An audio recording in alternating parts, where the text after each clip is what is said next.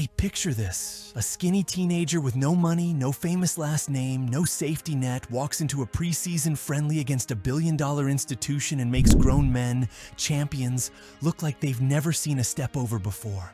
And knowing he had no background, no PR machine, no favors owed, it makes what happened next 10 times more impressive. Madeira, an island where the Atlantic smashes black rock and the wind tastes like salt. Cristiano Ronaldo dos Santos Aveiro runs there, down alleys, up hills, through the dusk. Because running is free and dreams are cheaper at night. His father, Dinas, is a kitman. His mother, Dolores, works whatever shifts exist. 4 children in a small apartment. No chauffeur to training, no private academy, no gold-stamped invitation to the elite. People call it no background. What they really mean is no leverage, no phone call that changes everything. No seat at the table. He starts at Andorinha, then Nacional, the kid who won't switch off. Not the strongest, not yet, but obsessed.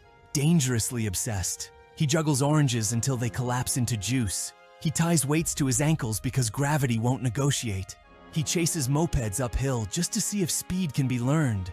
He speaks a sentence nobody believes and everybody remembers. One day I'll be the best in the world. They laugh. He doesn't. Sporting CP brings him to Alcochete. Cold dorms, colder mornings, the kind of place that tells you in the first week whether you're a tourist or a believer. Ronaldo invents a background there. Routine, wake early, train, school, train, eat, train, sleep, dream about training, repeat. When training ends, he keeps going. When the gym empties, he keeps going. When the sun goes down, he drags a mirror to the edge of the pitch and watches his feet like a surgeon watches a scalpel. That mirror becomes his first great coach, the witness that never lies. And now we arrive at the night the myth begins. Wearing real clothes. August 2003. Estadio José Alvalade, Lisbon. Sporting versus Manchester United. On paper, a friendly.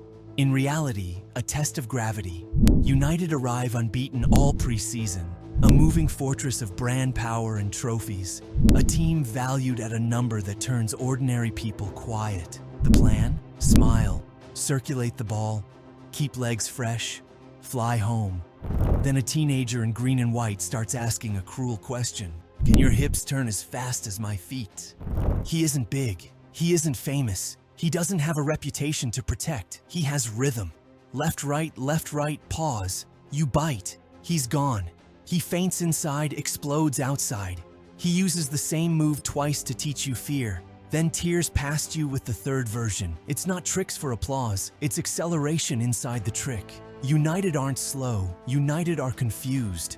Pattern recognition is their language. Ronaldo is anti-pattern. A nutmeg slides through a defender's legs and the stadium inhales like a single body. Another carry turns 2 markers into shadows. Free kicks are won the way a boxer wins corners, by forcing you to cover angles that don't exist until he makes them. It's relentless. It's rude in a polite way. It's a teenager introducing himself to an empire without knocking.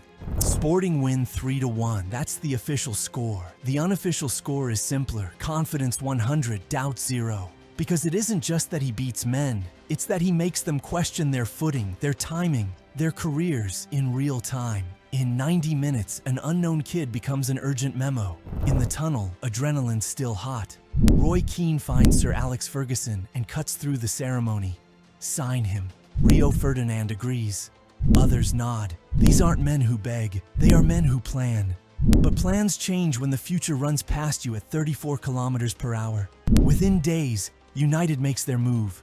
The figure rings out across back pages, around £12 million. At that time, the most expensive teenager in English football, a record fee to buy a problem for every fullback in the league. He lands in Manchester and they hand him a number, not a shirt. 7. Best, Cantona, Beckham.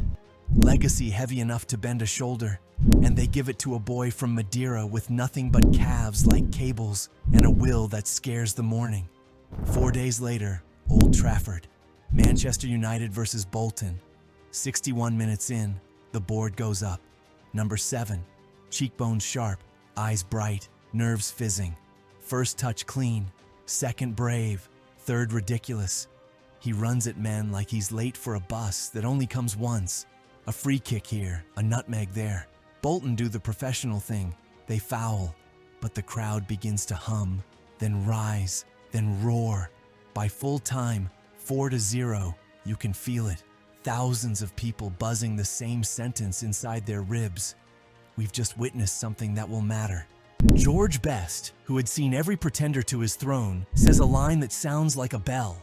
Many have been called the new George Best, but this is the first time it's been a compliment. That isn't a comparison. That's a blessing. And still, blessings don't win matches. Work does. Ronaldo goes back to his routine like nothing happened except everything. People will tell you the friendly mattered because of the trophies that came later. Ballon d'Or, Champions Leagues, scoring records you need a calculator to respect. That's the easy version. The truth is harder and better.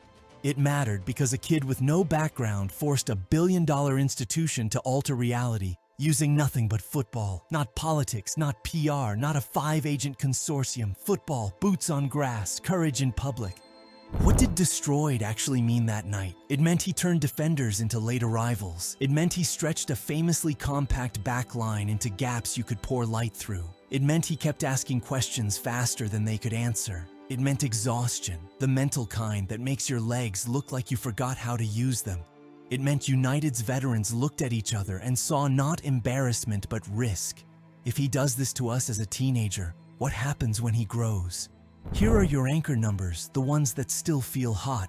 Age 18, record teenage fee, roughly £12 million. Shirt number 7, debut 4 days after signing. A 4-0 win. A stadium leaning toward a new name. Those aren't stats, they're coordinates. Points on a map that, connected, draw an ascent. And because a legend's first steps always echo, you can hear the ripple. The hierarchy collapsed for a night. A kid from an island with few opportunities forced a global club to kneel to pure performance. Millions of children who had been told the door was closed felt a latch give way. Wide players understood a new job description. Don't just decorate the game, break it. If you think friendlies don't count, think about what counted there. Not a trophy, not a record. An argument made with a ball that changed a boardroom's mind. That's weight, that's currency. That's what the underdog uses when credit is denied. The quotes became a compass. He was so quick and so direct. It was an absolute nightmare, a United defender admitted later. Translation: we had a plan until he stole it. Roy Keane's instruction, sign him, wasn't romance. It was strategy. Sir Alex, the best talent scout disguised as a manager, trusted his eyes. George Best gave the benediction. And Ronaldo? He kept his sentence short. I work to be the best. The most frightening thing about a vow like that is when the person who says it behaves like they mean it. Understand the injustice and the awe. When they hand an 18-year-old the 7 shirt, it's framed as honor. It's also pressure dressed as ceremony. The machine loves the story of the poor boy made prince because it sells. But when the whistle blows, the machine demands product. That's the business. The miracle is that the boy produced. Again and again and again. Even as the league learned his moves, even as defenders decided the only answer was to kick him, even as pundits called him a show pony without end product, even as the old class of the sport guarded their gates, he answered with football. And for a while, the answering looked like this. Early mornings where breath smoked in the Manchester cold and the floodlights made frost look like glitter. Afternoons of finishing drills until calves burned and hamstrings hummed. Evenings in the treatment room with ice wrapped so tight around the ankles that silence felt loud. He grew not just in skill, but in mass. Shoulders widening, thighs thickening, a frame built to carry expectation as if it were a rucksack. Teammates noticed the small things. How he'd arrive first to video analysis and sit closest to the screen. How he'd rewind his own mistakes and nod once, like a craftsman measuring the angle of a cut. Coaches noticed the meaner things, that he started inviting contact, accepting the kick to buy the free kick, learning when to draw fouls like an artist draws lines. The boy who played like a violin bow learned where to slam like a hammer. He studied the shirt he wore too. 7 wasn't ink, it was inheritance. Best gave it swagger without apology. Cantona gave it theater and menace. Beckham gave it precision and light. Ronaldo decided to give it fear. Fear for defenders who saw him receive the ball on the touchline and understood that no help was fast enough. Fear for goalkeepers who saw the knuckle of a free kick wobble at a speed their hands didn't recognize. fear for teams who saw their match plan evaporate inside a single sprint. He learned Old Trafford's currents, the way a roar grows from a murmur to a wave to a wall. He learned to surf it, to quiet it, to summon it. This was not a kid enjoying fame. This was an apprentice learning a cathedral's acoustics. And the numbers began to answer for him, like witnesses stepping forward in court. Minutes per chance created shrinking, successful dribbles rising above league averages by a gap that felt indecent. Free kicks hit not to caress postage stamps, but to bruise netting. The end product people mocked began to arrive with the regularity of bills through the letterbox. Goals tapping in at the far post because he'd finally learned to live at the backstick. Headers powered down like exclamation points. Cutbacks rolled with just enough disguise to turn center-backs into statues. He didn't abandon artistry. He domesticated it, put it on a leash, and taught it to fetch results. Meanwhile, the world outside tried to decide what he was allowed to be. Some said entertainer, some said show pony, some said future legend, some said future flop. He ignored the categories and built a third thing: inevitability. The look on a fullback's face when you see resignation before the move has even started. That's inevitability. The way away crowds booed before he touched the ball because they feared a spark that would set their afternoon on fire. That's inevitability. You don't get that from marketing. You get it from nights when your lungs taste like iron and you go for one more sprint anyway. And through it all, the memory of Lisbon stayed bright, not as nostalgia but as instruction. Be the problem no one practiced for. Be the question their drills did not cover. Be the boy with no background who forces the most powerful rooms in the sport to make space where none existed yesterday. That friendly wasn't a one-off. It was a blueprint. Every big night that followed, in Manchester, in Europe, abroad, borrowed its outline. Arrive with hunger, overwhelm with courage. Leave them rearranging the furniture, but keep your focus on the ignition. Because this story is about beginnings, not ends. Lisbon is where a myth finds a microphone. Old Trafford is where a myth finds a choir. Madeira is where a myth finds its legs. Thread them together and you have a fuse. Light it, and it runs for 20 years, through golden balls and silver cups, and nights where stadiums sound like weather. But the spark, it's a friendly that wasn't friendly at all. Why did it matter beyond silverware? Because it changed the conversation for kids watching through shop windows and cafe screens. No background becomes background built from scratch. No access becomes access forced open by performance. No safety net becomes a pitch that catches you if you dare enough and fall forward. A boy who used a mirror as a coach taught the world to look again, at themselves, at the idea of gatekeeping, at the lie that greatness is a permit granted by committees. Cristiano's craft wasn't magic. It was mechanics baptized by obsession. First 5 yards like a trap. Shoulders that lied while the feet told the truth.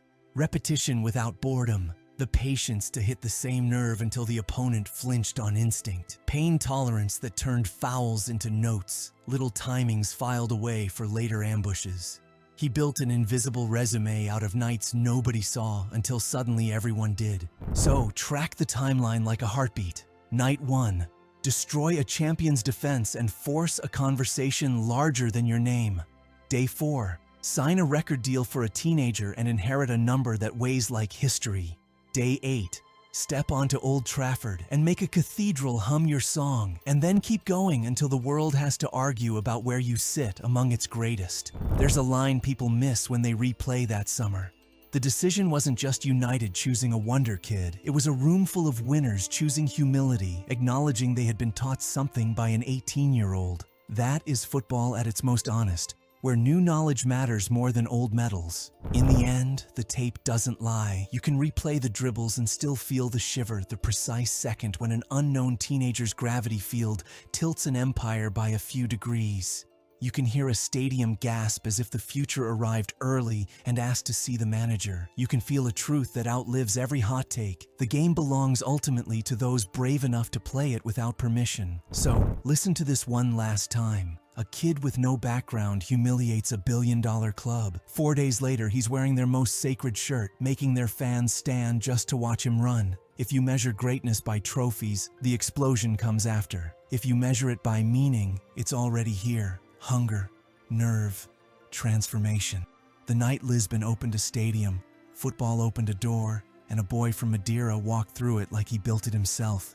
Age 18. Record teenage fee. Number 7. A debut that made strangers believe in destiny.